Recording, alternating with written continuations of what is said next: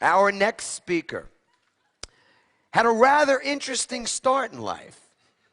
He went from a jail cell as a teenager to now inspiring audiences in more than 50 countries. He rose from a high school dropout to a multi-millionaire. Today, he will show you how to create residual cash flow. What's the term? To create your own wealth. Let's give it up, peak potentials, for Mr. Randy Gage.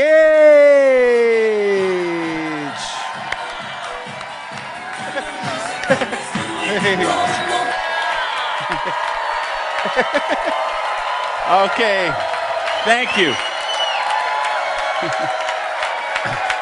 Okay.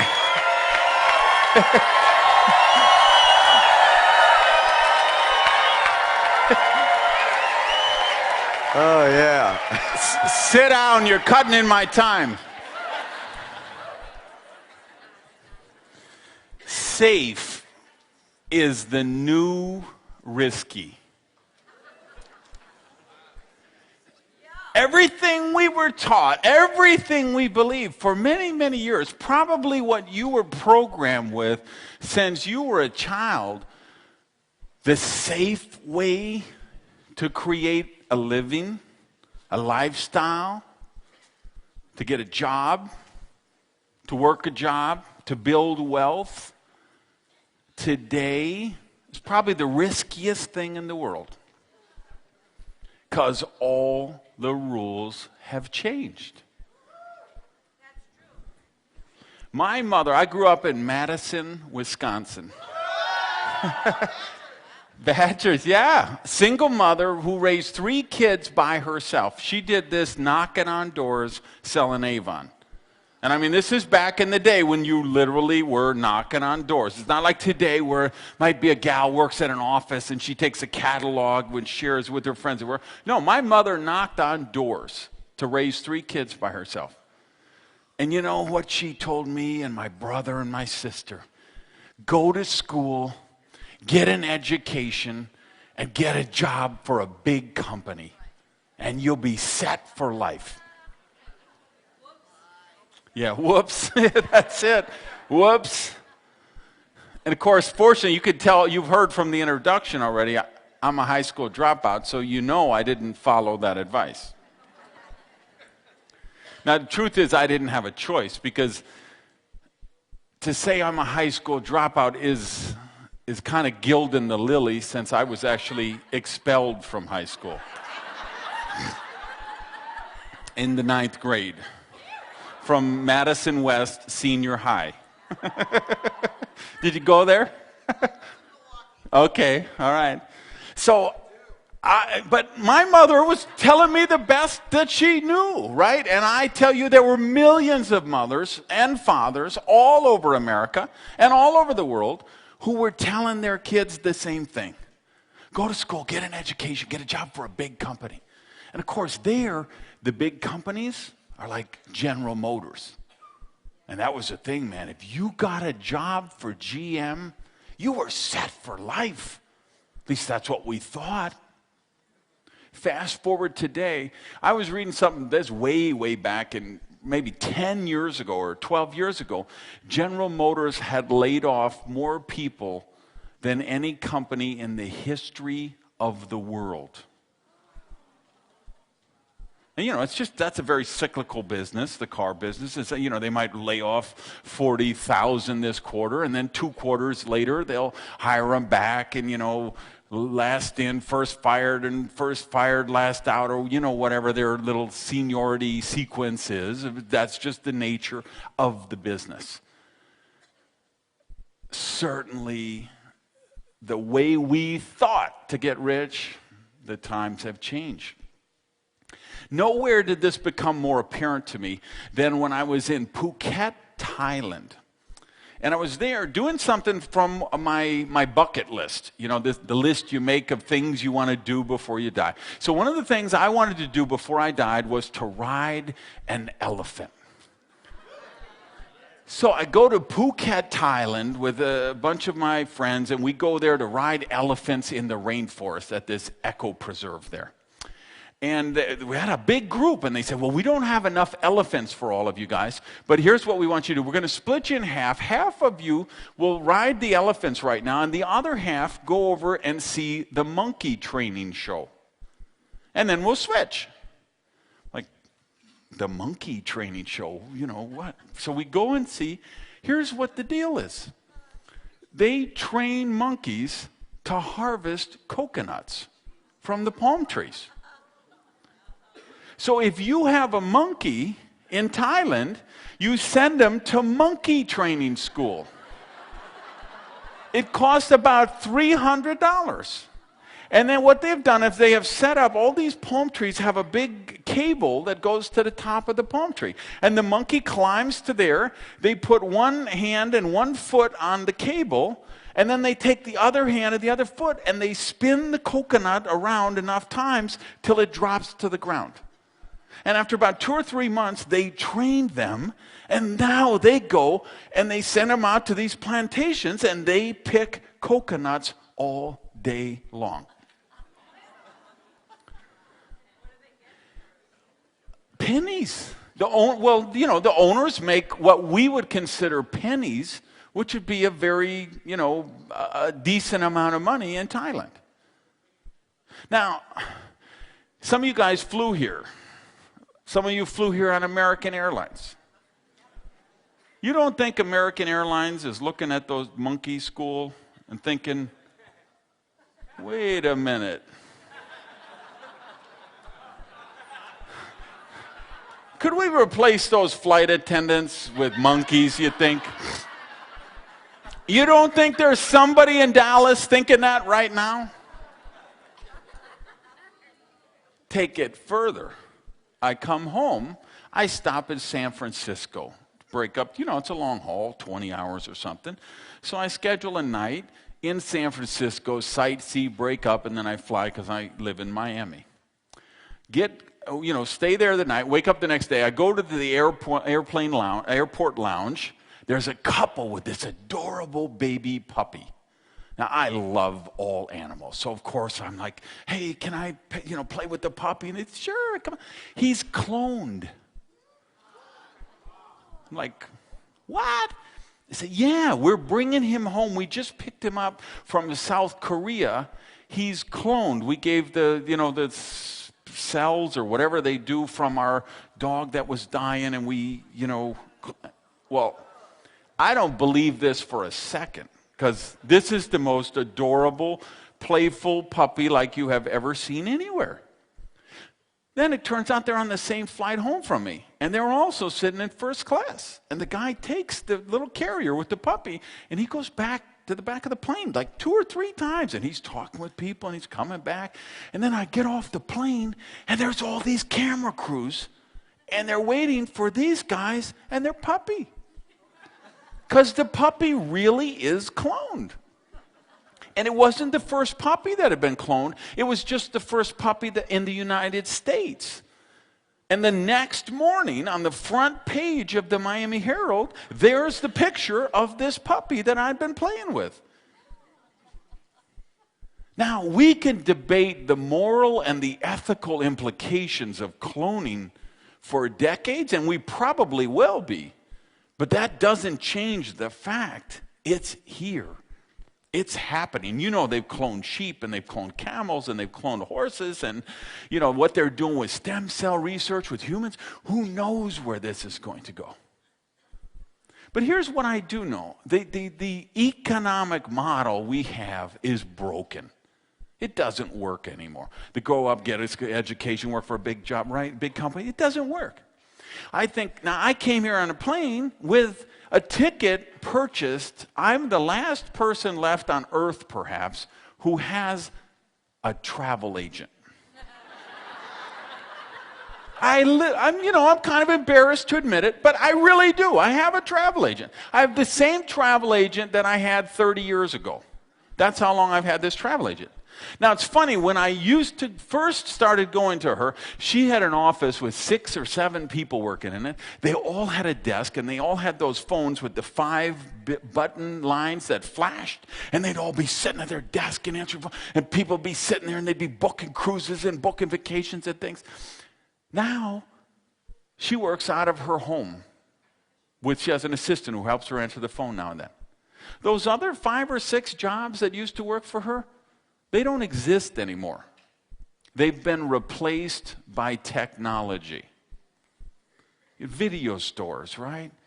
I live in South Beach. We had one of the coolest video stores in the world. One of those, they did all the art house films and the cool films and the documentaries. They had 100,000 titles. It's a neighborhood store. It wasn't a chain. So, and I don't watch many video, but I'd go in now and then. So I might get in once or twice a year. So I go in, and it's like half the store is gone. And there's like things on the floor where the shelves used to be. There's a guy working behind the counter. I'm like, dude, what's going on? And he's like, don't you know? Nobody goes to the video store anymore. They get them from their cable company. They watch them online. They stream them, download. Oh, I never really, yeah. So it used to be 5, 6 guys working in that video store. Now there was one. Those other 5 positions, they're gone forever. I go back a month later to eat lunch at a little restaurant next door. There's paper all over the windows. The store is completely closed down. So the last job left in the video store is gone forever. That's the disruptive technology Rand was talking about last session, right? When disruptive stuff happens, like technology, it changes the whole playing field. So everything has changed. So you look at this and you say, and if you work for one of those big companies right now, you have a target on your back. And the longer you have worked for that company, the bigger that target is. Because all the rules have gone upside down. It used to be, you could say with pride, I have worked for this company for 32 years. And you were honored for that. You were celebrated for that. You know what happens today? They say, he's been here 32 years. You know what we're paying for health care for this guy? And insurance and vacation pay. Isn't there some kid we could hire that just got out of school who'd work for half his salary and get 2 weeks vacation instead of 12 weeks vacation, and less health care and less benefits and less this and less that? And the longer you have worked for that company, the bigger the target on your back. Safe is the new risky. You want to create wealth today, you have to take charge of your own economy. You have to create your own prosperity. You have to be the boss. Now, he was talking even this morning, he was talking about, the negative news in the economy and all that. This year is the best year I've ever had. It's better than last year, which was the last best year I ever had, which was better than the year before, which up to that point was the best year I've ever had. I've had the best year I've ever had for about 17 years in a row.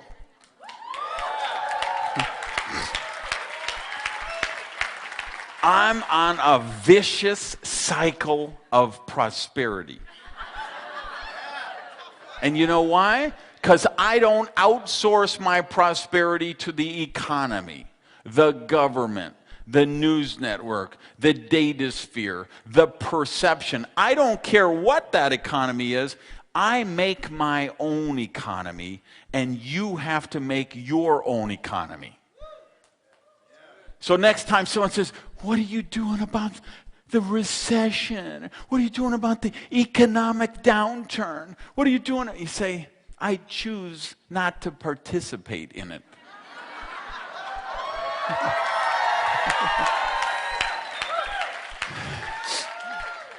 That's my mantra. I choose not to participate in that stuff. Because here's what we know. For every challenge, there is a corresponding opportunity. We know some of the greatest wealth created in the last century was created during the Great Depression. And whatever the biggest challenge you can find offers the biggest opportunity that you could find. The real estate bubble. Oh, it's collapsing all. Reading the paper a couple of months ago, here's a guy, you know what he does? He goes and he buys foreclosed homes from the banks, and he sells them back to the owner that they're foreclosing on. So the guy buys a house, right? He bought it at the peak of the market. It was valued at $250,000. What's it valued today? 110 or something like that. What does the bank sell it for? 30, 40, whatever. So this guy, and they're telling the guy, okay, yeah, you can't pay the mortgage, we're throwing you out of your house, right? But they're still in there while these proceedings are going on.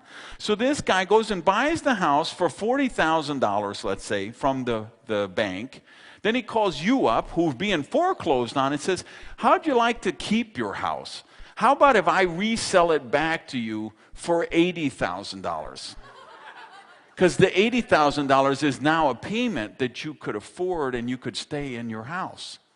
And they say, wow, that's great. We don't have to disrupt the family. We don't have to move the kids. We don't have to change school. And we can keep our house and start to build equity again and restore our credit and still live in our dream home.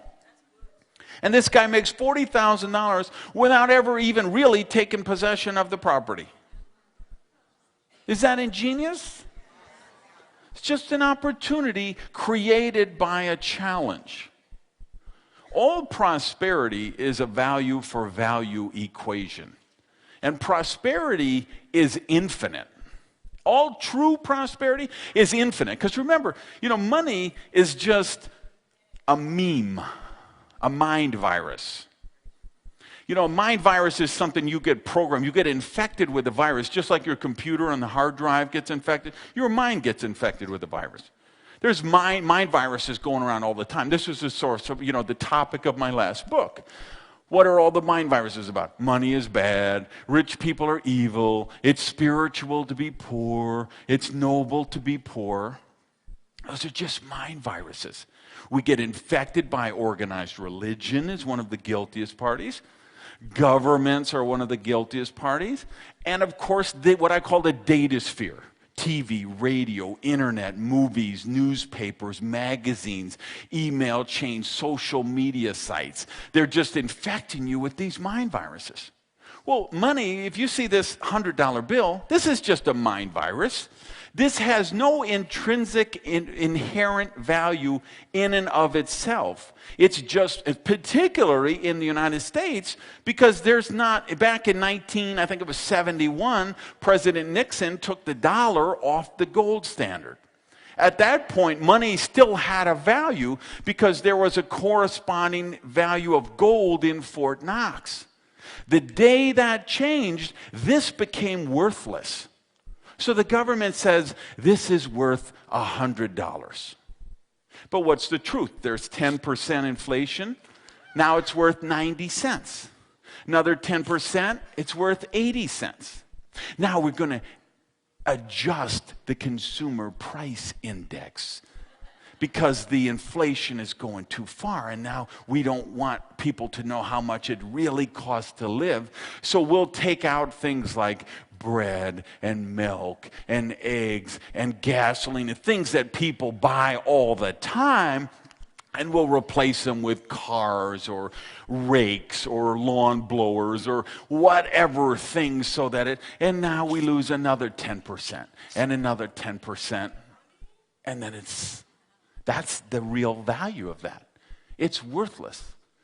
Now, of course, I'm hoping somebody this weekend is going to do a session on precious metals, gold, silver, platinum, because that's the only real form of payment in the world. because that is they're not, that can't be done on a printing press. So true prosperity is a value for value exchange. The more value you create, the more prosperity you're going to attract.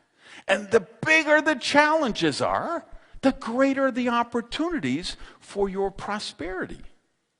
So, but you've got to change your thinking. You've got to stop saying, okay, well, they say it's a bad economy. They say it's a tough time, or I should go to school, or I got to work for a big company, or you got to know somebody, or you got to have money, or you got... No.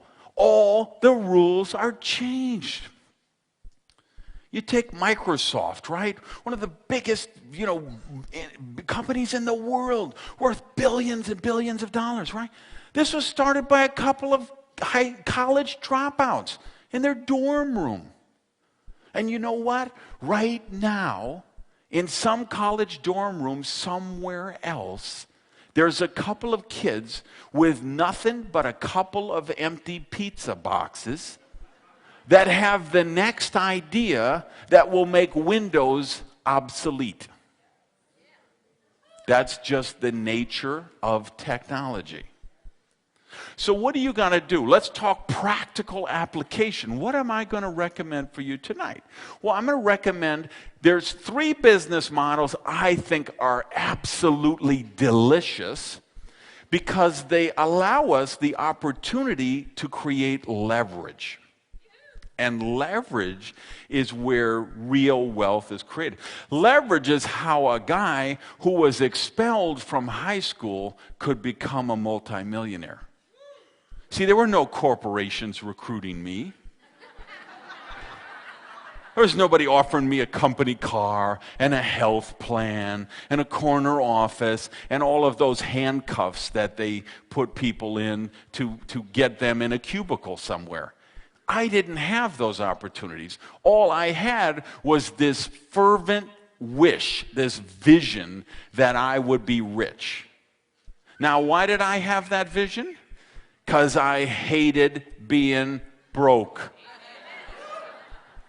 I was broke for 30 years. You ever see those people on TV? They're being interviewed, and they're like, yes, we were poor, but we didn't know it.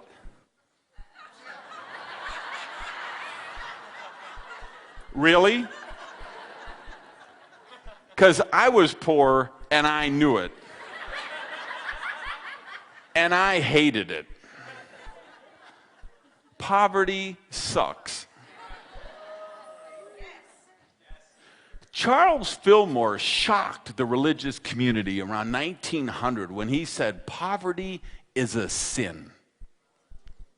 Shocked, and I'm still, seminar audiences are still shocked to this day, 100 and some years later, when I will affirm that when I'm doing one of my prosperity workshops.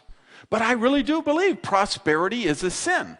And depending on which way you look at it, so cancel. Poverty, because here's where we go with this. See, sharp audience. I knew I could count on you guys. If you want to look at the biblical thing, right, you can go back. The Bible was actually written in Aramaic. And if you go to the original Aramaic, sin means to miss the mark. And see, I love that definition because I do believe poverty is missing the mark. I'm one of those crazy people who actually believes you were born to be rich. I really believe that. We were all born. We weren't all born rich. A lot of you were born poor, like I was. But you were born poor with the assignment to go out and become rich, because that is your natural progression. You look at those, the stages he talked about this morning, level 1, 2, 3, life equals A, B, C, D, E. That's the progression. I love that session. That was brilliant what he talked about this morning. And I just resonated with that because I think that's, as we develop our prosperity consciousness, that's how we should go. Now, some of you might have done the Course in Miracles. Course in Miracles, they define sin as a lack of love. And see, I'd be okay with that definition too. Because I would agree that it's a lack of love, because we're not accepting the love or the prosperity or the abundance that is our birthright when we live in poverty. We are meant to live lives of wealth, abundance, and prosperity. And true prosperity is infinite. Like love. Love is infinite, right? The more love you give away, the more it get back. Hugs. Hugs are infinite.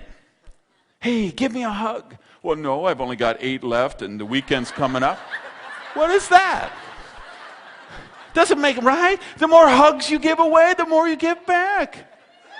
And money, this is just a mind virus. This is just some crap the government makes up to keep you enslaved. I think there's going to be a rush for this stage when I get done. So, true prosperity is value for value exchange. To create wealth with true prosperity, we want to use leverage. You know, that's why I loved Rand's session on licensing, because the licensing is a perfect example of how to use leverage.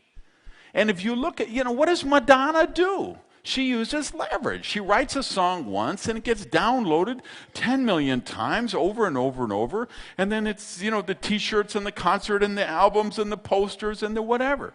What did J.K. Rowling use? Leverage. Ford, Firestone, Carnegie. Look at all the J. Paul Getty, Woolworth, Edison, all of them. How was the biggest wealth created? They all used leverage. If you read Think and Grow Rich and you look at, the 100 different people that Napoleon Hill studied with and mentored with for 20 years, the seminal work on personal growth and development, what comes out over and over and over again? Leverage. So I said there's 3 business models I like, and one I'm going to recommend tonight and I want to share with you for a few minutes. Here's the 3 business models I like.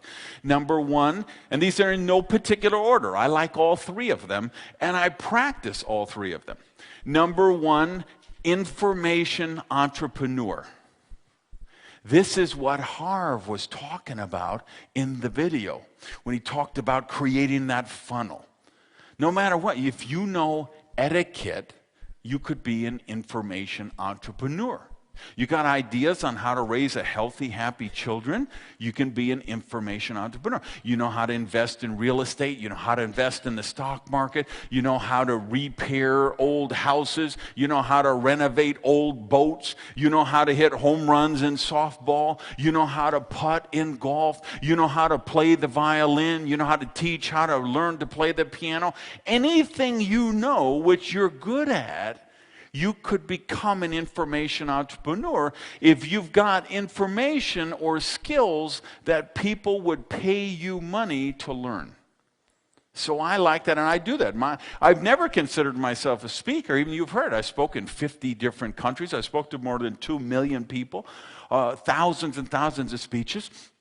But I've never considered myself a speaker. I'm an information entrepreneur. And speeches and seminars are one of the ways that I sell my information. I also have DVDs, CDs, CD-ROMs, books, booklets, special reports, coaching programs, consulting services, digital products. People can buy my information in whatever medium works best for them. Now, I love that business, and I'll recommend it for anyone here, and I'm sure other people besides Harv will be talking about it this weekend. But let's be real, it does take some investment. That's one downside to that. The upside is great. It's a very lucrative, profitable business, particularly as most of the products are migrating from physical products to digital products. I'm up to about 70% of the stuff we sell is now done in digital form versus physical form, and that number seems to be going up 10% a year right now. So when you're selling MP3 files, your cost is nothing once you produce the original content. Just like you heard about the licensing from Rand. So business model 1 I love, information entrepreneur. Business model 2 I love, real estate. And I'm hoping somebody this weekend will be doing a session on real estate. That won't be me. That's not my expertise. I've made a good amount of money with real estate, but I'm not an expert in it. But I love it because, again, like information entrepreneur, because what do I do when I do create a CD or a DVD? I'm doing the same thing Madonna does, the same thing Prince does. And I don't sing like Prince. I don't sing like Madonna, but I can use the same business model they do. Real estate, same thing. You can buy, and I'm not crazy about this buy real estate with no money down thing. I don't think that's a good thing, and you've seen the results of that over the last few years. However, you still can use leverage. The fact is, you can go buy a $100,000 property with a sensible down payment. You could put down $25,000 or $35,000 and still get $100,000 worth of property, which you could renovate and flip over, or you could renovate and rent out and create steady cash flow. So I like the real estate model. Now, the real estate model also has the issue, it does take some money and it does take some expertise. This is where people have got into some trouble because there were a lot of people selling these real estate courses in the 80s, and it was just buy everything, no money down, and you just had people buying stuff. And, it's even Robert Allen, who was one of the original guys who wrote one of those books. I mean, he talked about, you got to feed the alligator or eventually the alligator is going to eat you. And he went through a couple of cycles where he had the alligator eating him. So there, you've got to be, so just, buying a bunch of stuff on total leverage, I don't think that's a prudent way to create prosperity. But there's a measured way, a mindful way to create prosperity through real estate. And the key of this is, of course, you want to do it so you never have to sell it. Like if I take the condo I live in, when I bought it, it was worth $1.1 million.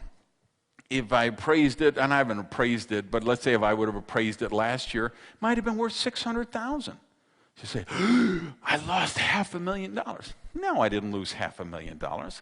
I still have a gorgeous condo. It's the best building in South Beach, the only one with parking, marina, no noise, side street, right on the water. And you know what? It will come back to $1.1 million.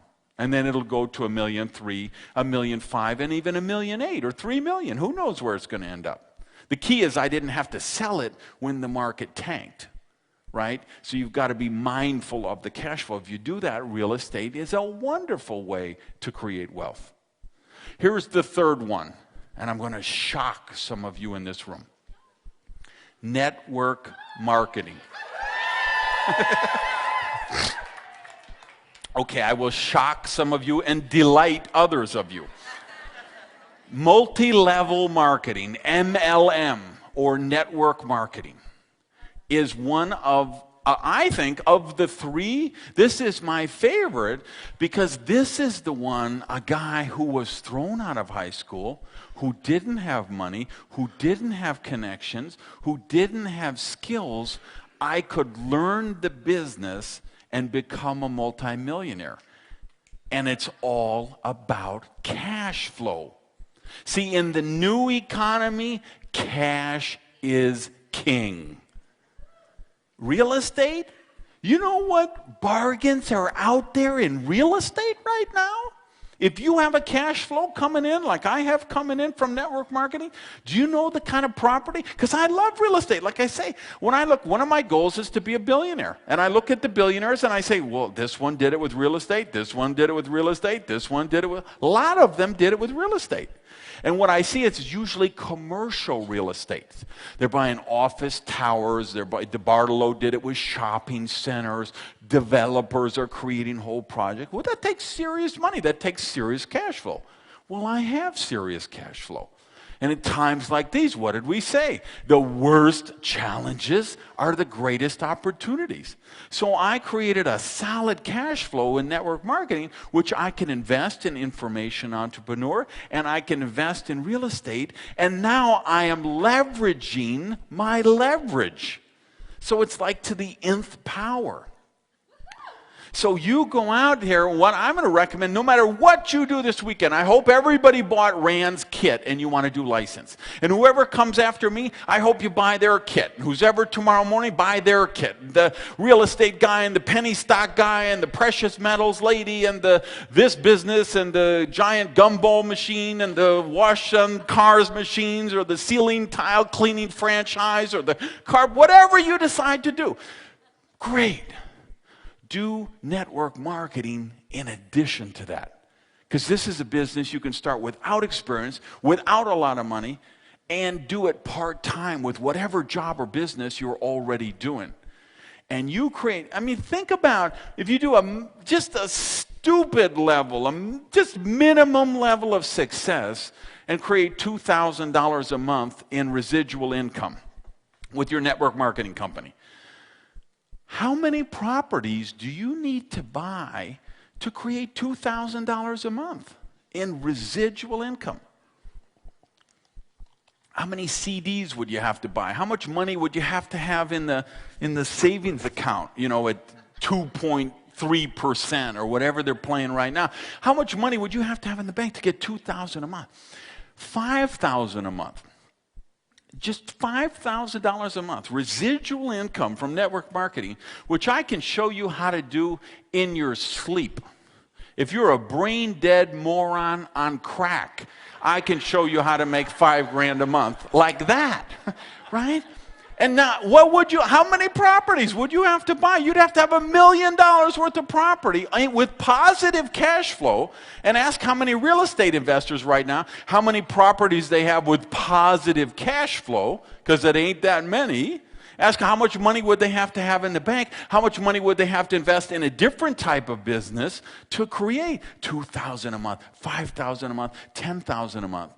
I'm going to talk today, for you guys serious, I'm going to talk about creating $100,000 a month residual income.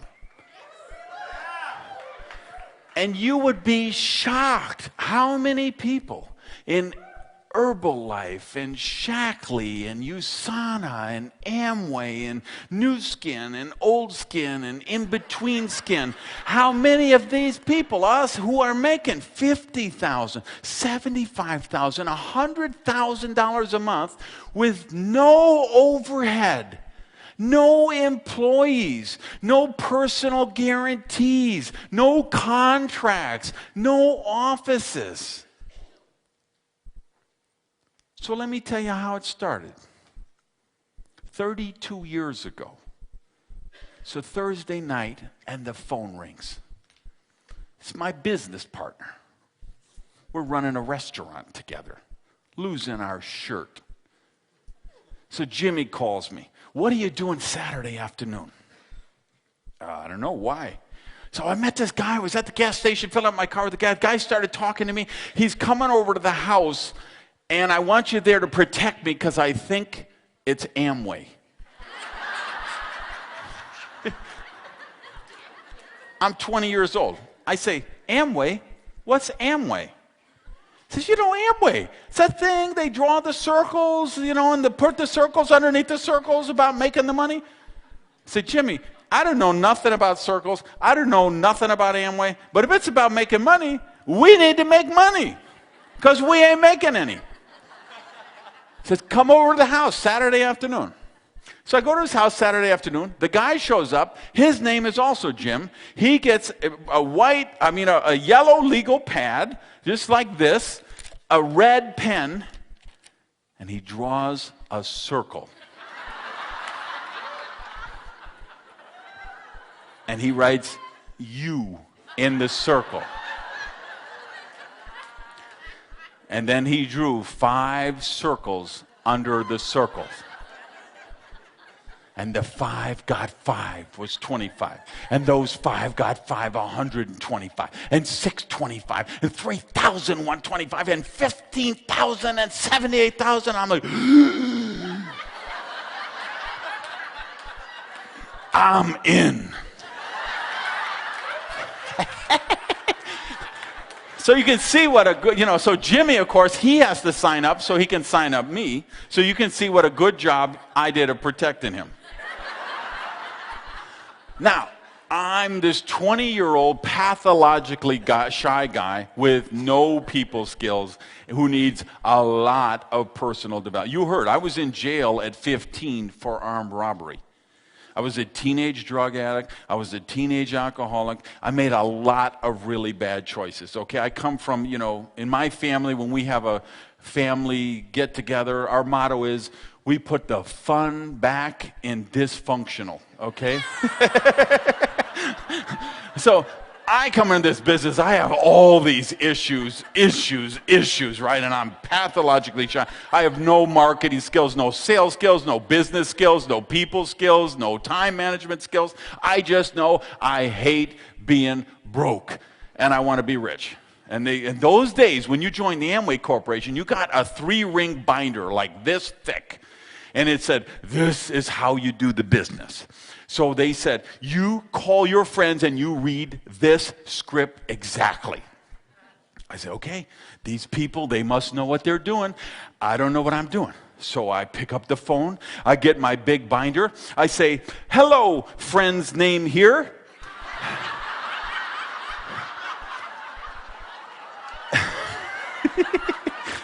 This is your name here, and I have something I'm really excited about, and I'd like to share with you.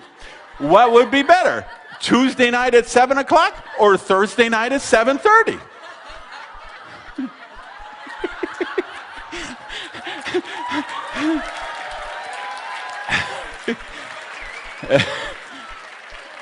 And my friends are like, why are you talking so funny? Now, interesting thing, I had never heard of the Amway Corporation. Now, a lot of my friends and family, it seems they had heard of the Amway Corporation, and they weren't particularly excited to hear about it again from me. So 6 months, I'm working the Amway business, calling up people, talking to everybody I know. In 6 months, I sponsor one person, my roommate. Because I lent him the money for the distributor kit and the first product order. You've been there, huh? 6 months, I don't sponsor anyone else. So finally, after 6 months, my roommate drops out. Well, what am I supposed to do? I've lost my entire organization.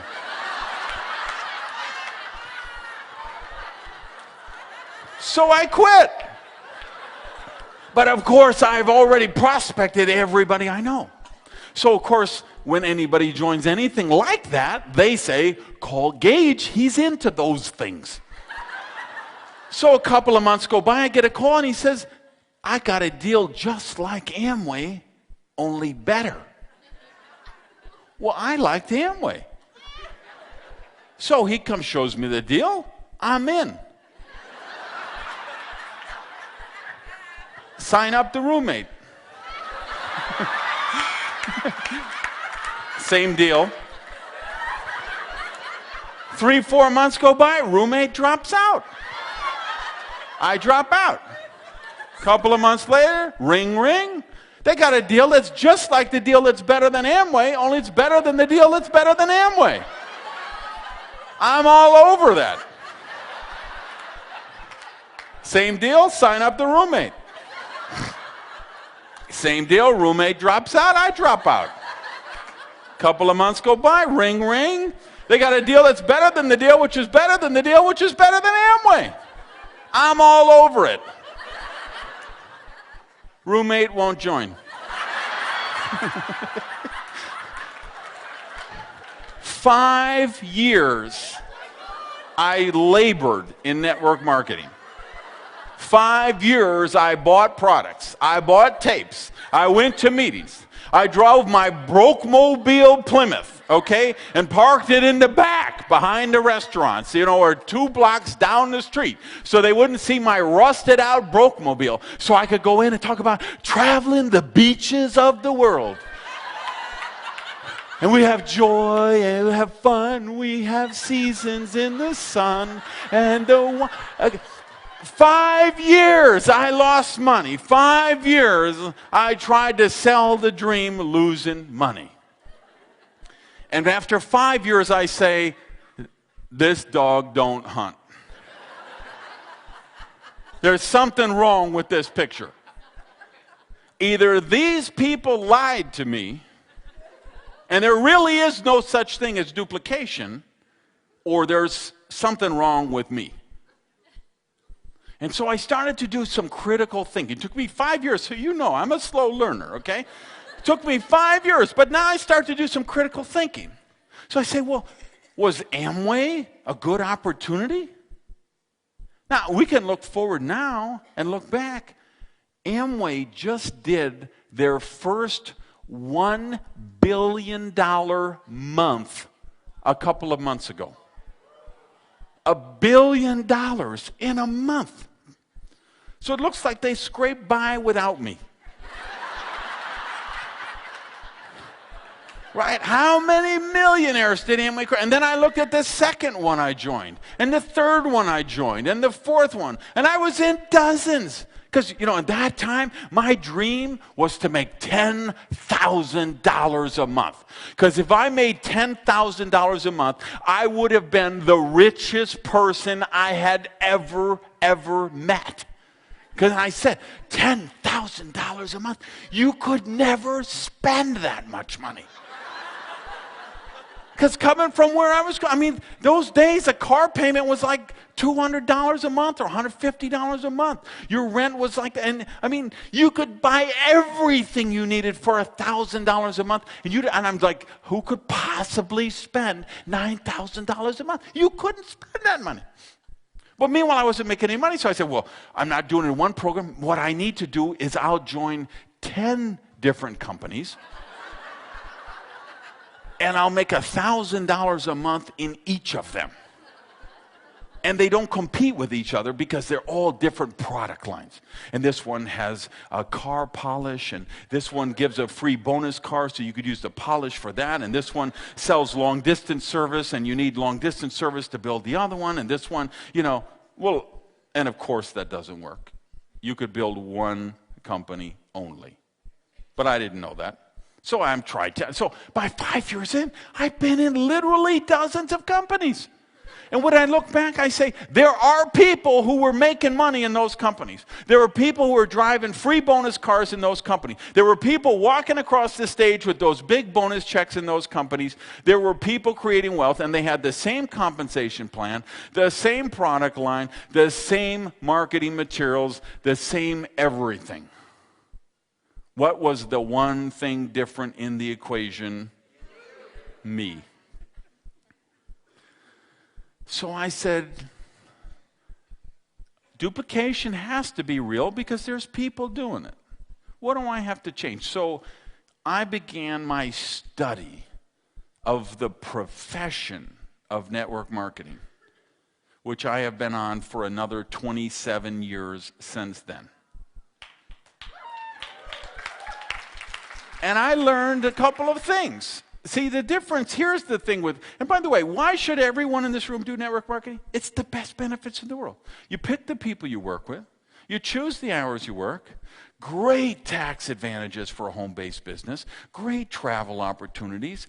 Unlimited income potential. Doesn't matter if you're young or old. Doesn't matter if you're woman or man. Doesn't matter what your education or your lack of education is. The only ceiling in this is what you set on yourself. And the best part of it, you become successful by helping other people reach success.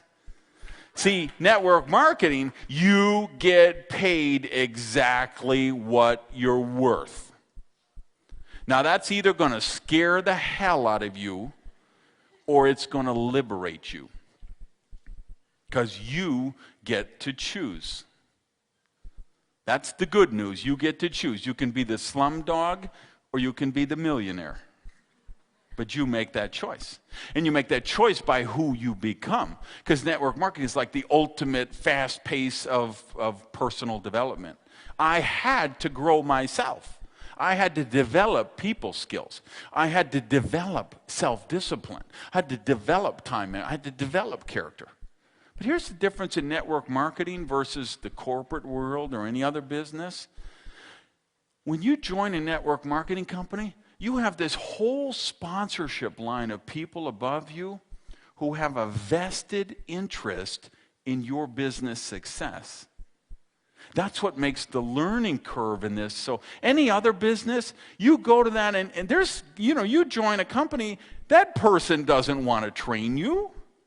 Because you know why they don't want to train you. Because they're going to say, here's the new guy. He just graduated from college. Would you give him some training? You're saying, as soon as I trained this kid, the target on my back just got bigger.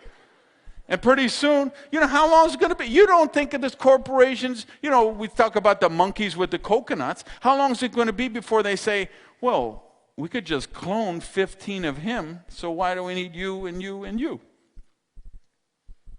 Where are we going? Monkeys harvesting coconuts, cloning, who knows?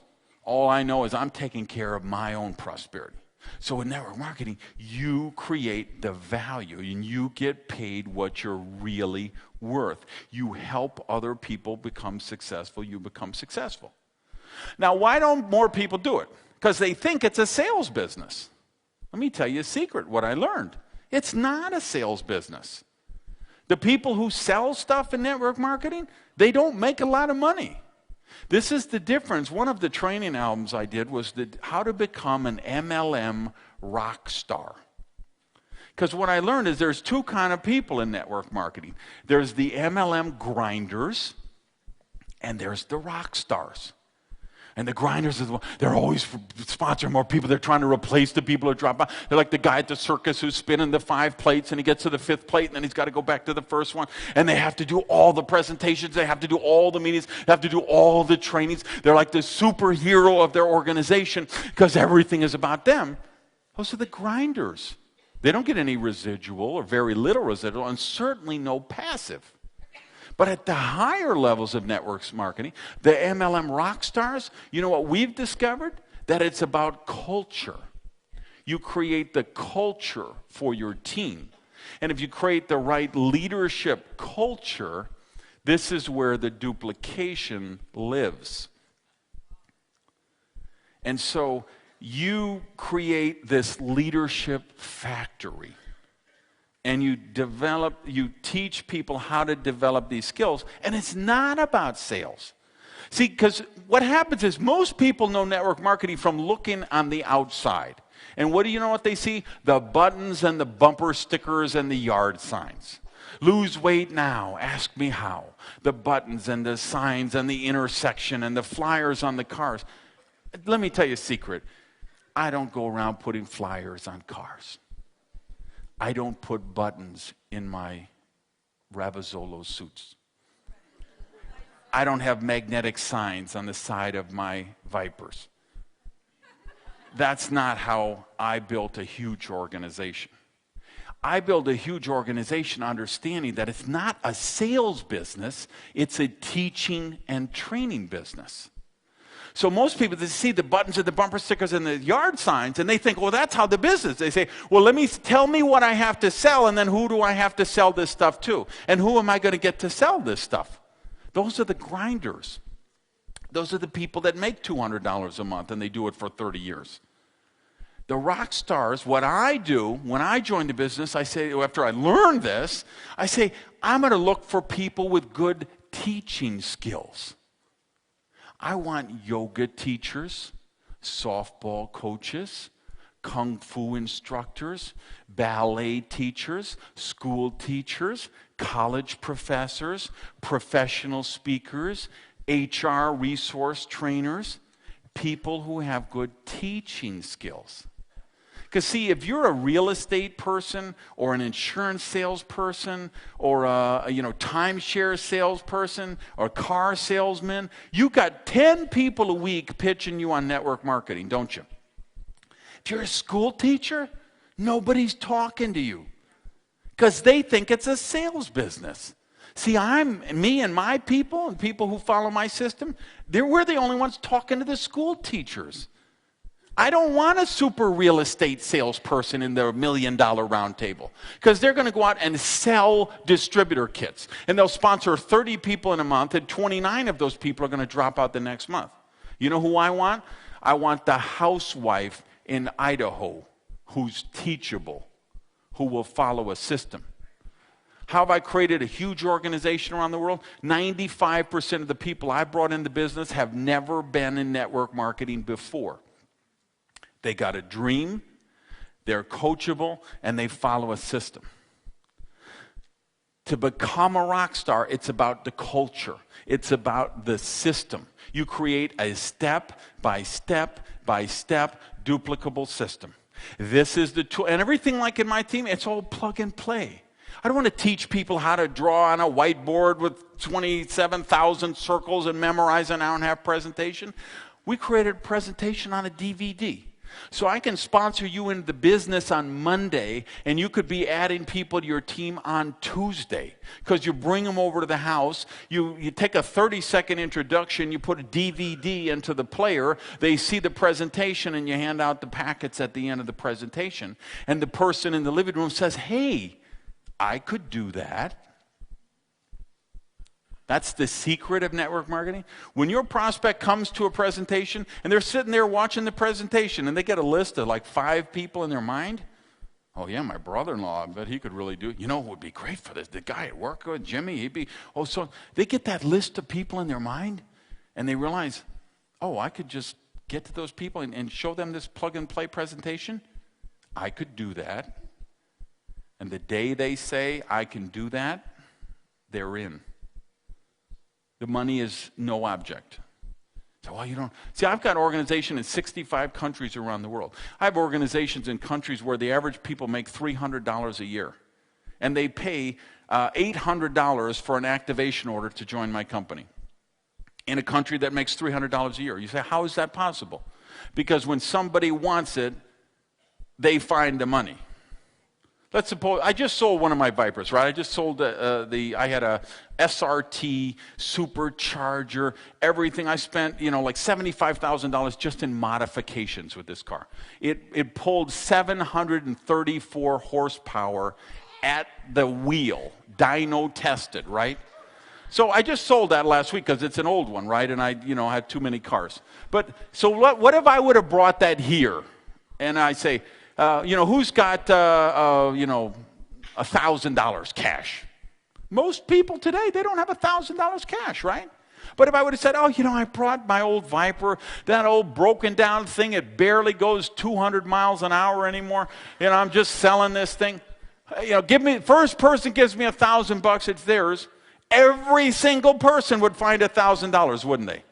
You say, I know what that car is worth. I could buy it one day. I could turn it around and sell it the next day. You'd call your brother-in-law. I will wash your car every week for the next 2 years. Just lend me the money. I will do this. I will clean your house. I'll do the construction, clean it, whatever. Same thing. You get a call from the hospital.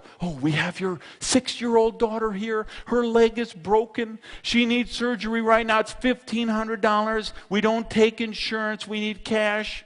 You'd find it $1,500, wouldn't you? You just would. When the dream is big enough, the facts don't count.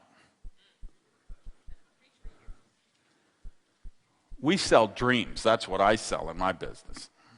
I'm not in peddling this and that. I'm selling dreams. And then I'm finding people with good teaching skills, good training skills. Here's what I would tell you. At that point, 5 years into the business, I had to decide, is this duplication thing real? Or is this just a bill of goods these people are selling me? And like I say, I went through that, that real critical thinking period and realized it is real. There are people who are doing it and doing it successfully. But the difference is they're not the grinders. They're not the peddlers. They're the people that understand you gotta have a system. Step by step by step. This is the first thing you give to prospect. Here's the package you give them. Here's the second step. Here's the package you give them. Here's the follow-up process. Here's the package you give them. How do you automate it? How do you systematize it? And how do you make it scalable? If I look at now, if I would have gone to a party some years ago, if I went to like my friend Terry, he owned 3 Burger Kings. We'd go to a party, let's say, and people say, what do you do? And he'd say, I own 3 Burger Kings. They'd be like, wow. They ask me, what do I do? I'd say, I'm in network marketing, They're like, oh, well, keep away from that guy. Fast forward today. Now me and Terry, let's go to a party. Well, he doesn't have 3 Burger Kings, he has 2 because he closed one down. He's got hundreds of employees. He's got hundreds of thousands of dollars worth of personal guarantees. He's the one that the police call at 3 a.m. when the alarm goes off. He's the one the employees call at 6 a.m. when they're calling in sick. He's the one they call at 7 a.m. because the cook is drunk, or the cook had a fight with his wife and beat up his girlfriend. And this one and he's the one managers call and say, well, we found 2 boxes of hamburger patties out by the dumpster, which obviously someone was leaving out there because they were going to steal when their shift got over. And then we have me, who I've learned the system. I've learned the science of the business. 6 years ago, I got in this company, put this system to work, and in 6 years, I've been serious, okay? I've sponsored 200 people in 6 years. You say, oh, that's a lot of people. No, it's not. Divide that by 60-some months. How many a month is that? That's not hard. You know what's hard? What you do is hard. You doctors and lawyers and nurses and that's hard. I wouldn't want your job, okay? I go to that party today. Here's Terry with his hundreds of employees and all the personal guarantees and OSHA and health department and everything. And there is me, sponsored 200 people. I now have 200,000 people in my team. I make over $1.5 million a year residual cash flow working from home in my underwear. Who's the king of the party now? Safe is the new risky. Forget that economic model is broken. The new model is take charge of your own prosperity and do it today. Peace. I love you guys. Thanks. Renegade!